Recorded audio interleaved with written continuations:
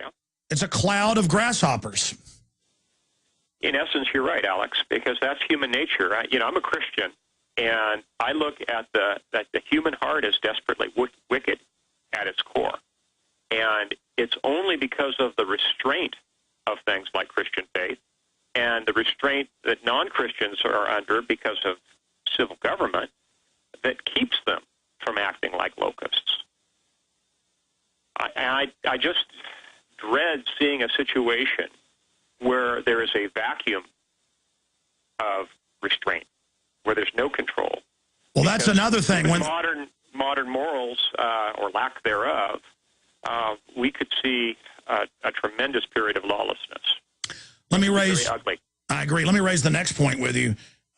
What about what we see in every government and what we've seen in Katrina and other cases where they don't help all the people that are in the Superdome? The military comes with the police under federal orders to go into $5 million houses and blows safe doors off the wall and take people's guns who were there with generators and food. What happens when the system comes to commandeer our food and guns? What happens when the armored vehicle with the police comes down your road to commandeer your storable food? Well, statistically, the chances of that happening to any one of your listeners is pretty small, but it is a risk. But people need to have a contingency plan to bug out. Everybody, even if you have the very best retreat in North America and you're completely hunkered down in your bunker, you still need to have a plan B. You need to keep your bug-out bag ready and be ready to get out of Dodge, because the last thing you want to be doing is getting into a gunfight with the local police or with. Yeah, no, you've got a fake cache of guns and food you give them. You act like you're mad that they got it. I mean, there are alternatives to fighting. It's smarter. Oh, sure. Yeah. Sure, yeah. We need to be wise as serpents and meek as doves. So, yeah, it makes sense to have a rusty old 30-30 and a shotgun to turn over to them if they come looking for them, and you have the majority of your better guns cached somewhere, well hidden, so that even if they, quote, clean you out, they're not going to have even the majority of it. They'll just have a small portion. Well, the New World Order said they want a post-industrial world. That's their plan. It is pretty much designed. We're going to come back with our guest. His book is available at Infowars.com. It's Survivors. James Wesley Rawles is our guest. Incredible information. Ladies and gentlemen, we're going to keep James Wesley Rawles with us for 20 minutes into the next hour. Then a member of the European Union Parliament, kind of a Ron Paul of England, Nigel Farage, is going to be joining us. You know, I wish this stuff wasn't true. And I'm so busy on air and doing the nightly news and trying to make films and trying to travel and all this stuff that, well, I'm going to be honest. I was planning to visit radio stations all over the country this year. And I'm going to go to Dallas to visit an affiliate and speak this Sunday. Find out more at Infowars.com/events. Before the tickets sell out, I'm going to Orlando for a big 810 where we're #1 to speak the 26th. And those tickets are going to be sold out probably even before the event if you want those. But it's a side issue. I'm pretty much looking at maybe not traveling any after that because the collapse is so imminent if it's going to happen. And I was talking to James. I said, James, when do you think it could happen with the whole financial thing? And he gave me his answer. And this is a guy who predicted this with incredible accuracy 20 years ago and how it would start happening. And repeat to me, James, what you said. Well, Alex, I think that there's a possibility that we could see a repeat of the 2008 financial crisis in the next few months as things come unraveled with the periphery of the EU. The Greek tragedy, as they're referring to it, could get out of control. We could see a banking crisis and a credit collapse that could go global. And if that happens, we could see virtually all the Western countries go down like dominoes. We could see a banking crisis, stock market collapses, collapse of bond markets. It could get very, very ugly. There's a huge number of derivatives in play. That's a huge imponderable because that derivatives market didn't even exist 10 years ago. Now it's measured in the scale of hundreds of trillions of dollars notionally in derivatives in play at any given time. And the counterparty risk is huge. Well, what happens if one of those counterparties is a national government and that counterparty goes away? It's just unfathomable to know what could happen. And the risk is tremendous. And again, the head of the IMF said something similar a month or so ago, but they're too good at what they're doing. They create the crisis on record. They sell the fraud. Then they say, give us more power, give up your sovereignty, Europe, America, and we'll fix it. But then it only implodes faster. They make bigger bonuses, but they're destroying their own golden goose. They're hacking it open greedily. When it's giving them a golden egg every morning, they think there's eggs inside. I think the point you made of because they're on record creating this to consolidate power. They've bragged about it. Those memos have been made public by Goldman Sachs and others. But they're going to fry things so badly, the bankers are all running to private islands with their own security teams. I mean, like they want to rule everything so much and have just so many digits in their bank accounts that they're going to devalue the value of the digits through their sheer greed. That is a possibility. And if you look at the Hegelian dialectic, if that crisis at the beginning spins out of control, they lose the tail end of the dialectic, don't they? There will be no synthesis at the end. They'll be lucky if they survive. They're nuts. They're absolutely out of their minds. But I guess that's what happens with megalomania. They just feel invincible. And it's and the power grabbing, they just can't stop it. Well, when you have all the money in the world, what is there but power? And yes, I think you may be right. The lust for power may be their own undoing. And ours as well, because when this thing falls, it's like the Parthenon coming down on your head with a ton of bricks.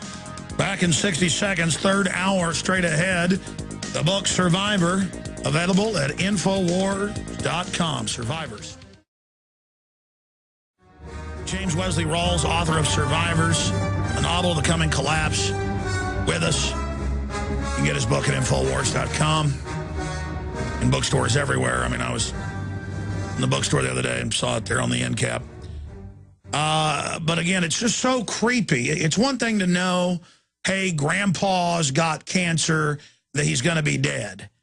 And then 6 months passes and you're there at the deathbed and and they're dying in front of you. Or, hey, your buddy's in the hospital. He's, they're in a car wreck. He's probably not going to make it. You show up 5 minutes after you're there, the person dies in front of you. Or you see a car running a red light and it seems like 5 minutes in those 3 seconds before it hits you and, your collarbone's broken. It's like that. It's the slow motion of the New World Order and the twilight zoneness of world government being announced and coffee shop owners being said, call Homeland Security if somebody pays cash, and TSA groping women and saying they're not. James, I mean, do you not ever pinch yourself at how twilight zone-y this has gotten and then think, my gosh, we aren't even into this yet? Our hand isn't even all the way. We've kind of stuck our arm in the badger hole, and now we hear him growling. But he hasn't even bitten into our fingers yet. Do you see what I'm saying? Yeah, I see your point, Alex.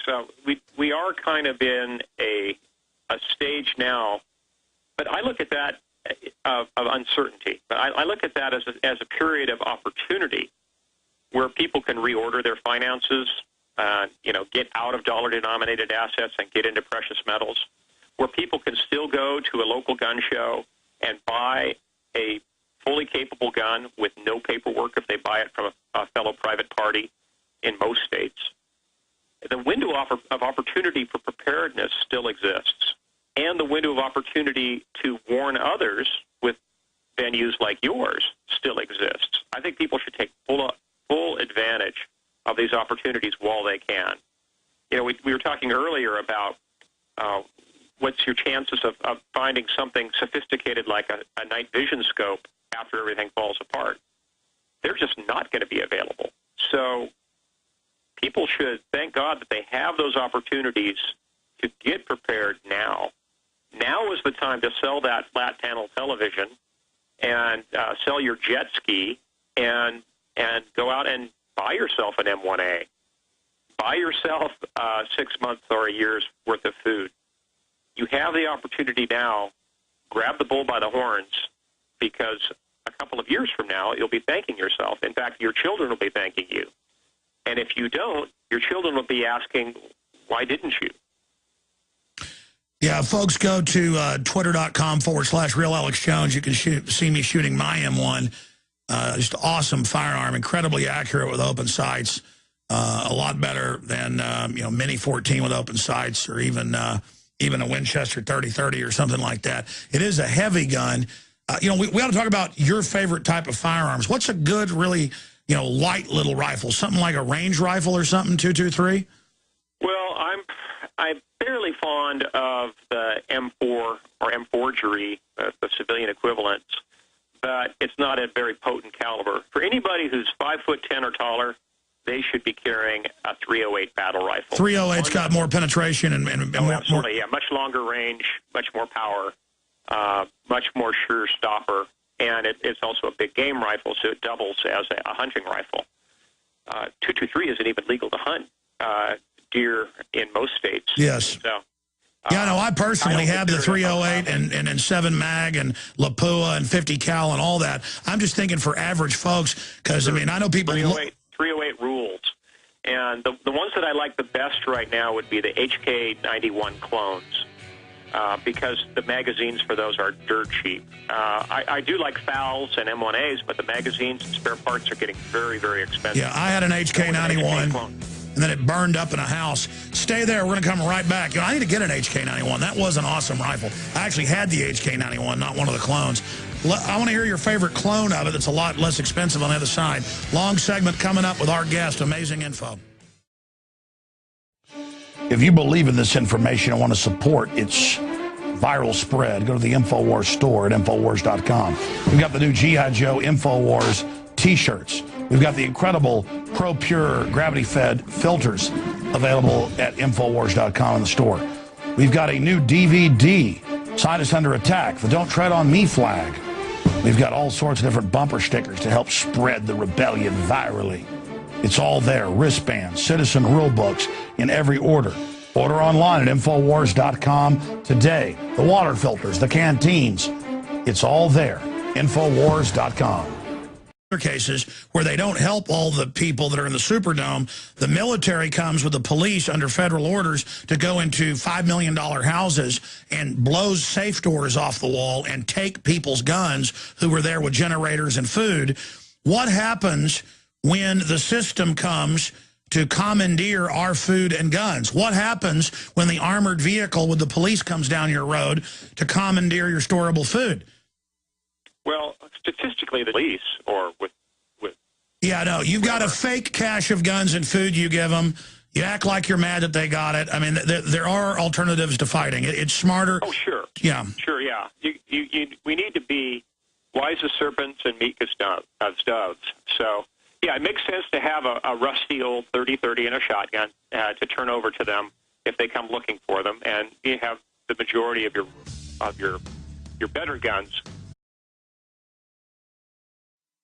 It's a cloud of grasshoppers. In essence, you're right, Alex, because that's human nature. I'm a Christian, and I look at the human heart as desperately wicked at its core.